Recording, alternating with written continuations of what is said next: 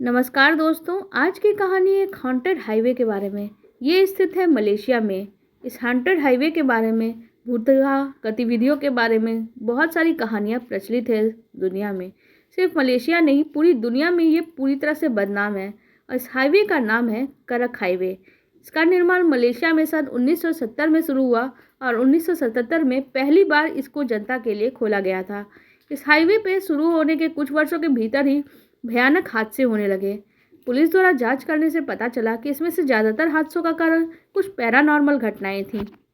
कई बार किसी गाड़ी का एक्सीडेंट होता था और पुलिस उस गाड़ी के ड्राइवर से पूछताछ करती तो ड्राइवर बताता था कि करक हाईवे पे आने के कुछ देर बाद ही उसकी गाड़ी के आगे कुछ पुराने मॉडल की पीले रंग की वॉक्सवैगन गाड़ी आ गई और इस टक्कर से बचने के लिए उसने गाड़ी मोड़ने की कोशिश की, लेकिन गाड़ी मोड़ते ही उनका एक्सीडेंट हो गया।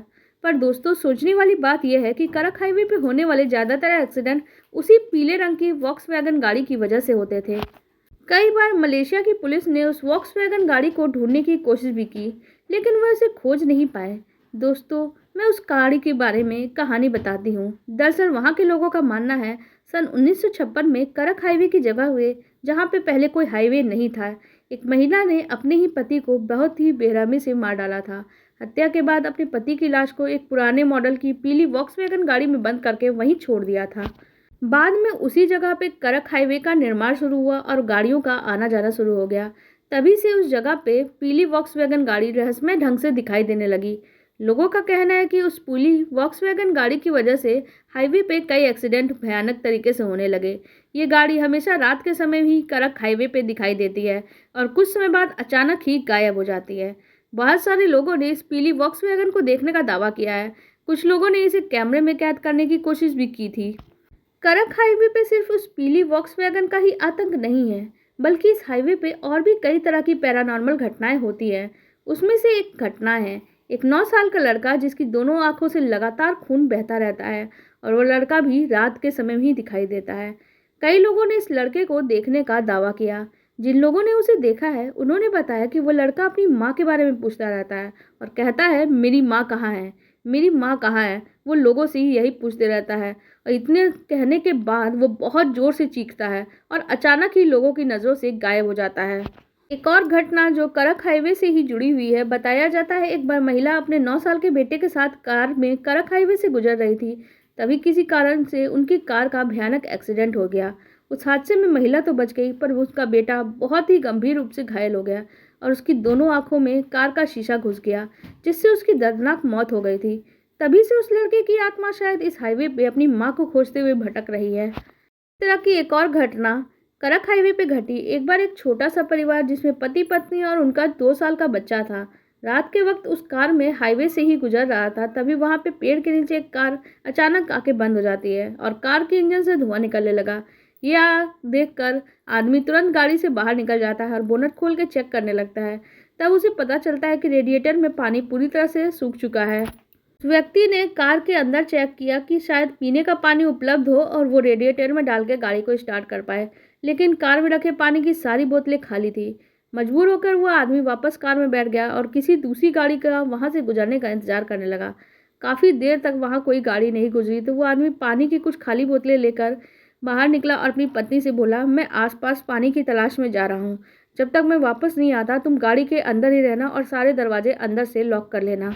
पत्नी ने सहमति में सिर हिलाते हुए कहा, ठीक है। इसके बाद वो आदमी खाली बोतलें लेकर पानी ढूंढने के लिए निकल गया।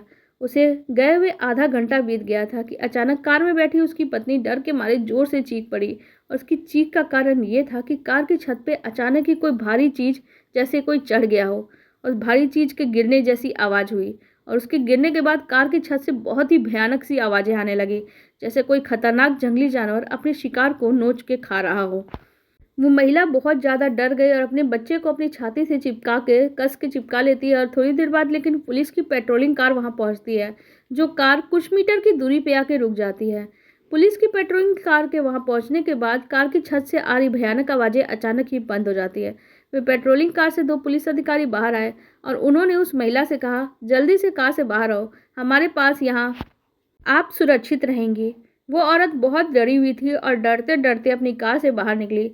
धीरे धीरे पुलिस अधिकारियों की तरफ बढ़ने लगी। तभी कुछ ही पुलिस अधिकारियों ने उनसे कहा आप पीछे मुड़ के मत देखिएगा।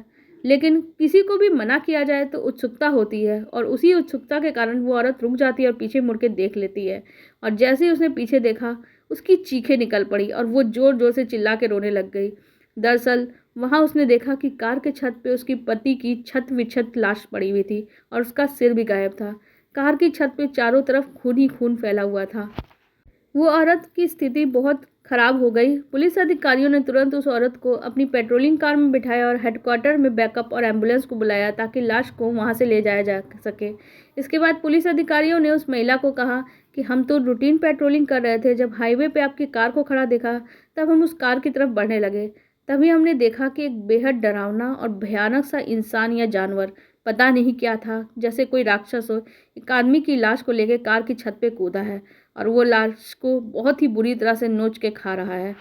हम पेट्रोलिंग कार से थोड़ी दूरी पे खड़े होकर स्थिति को समझने की कोशिश करने लगे, लेकिन हम कोई एक्शन ले पाते इससे पहले ही वो भयानक जानवर या इंसान, क्या था वो राक्षस, वो जंगल की तरफ चला गया।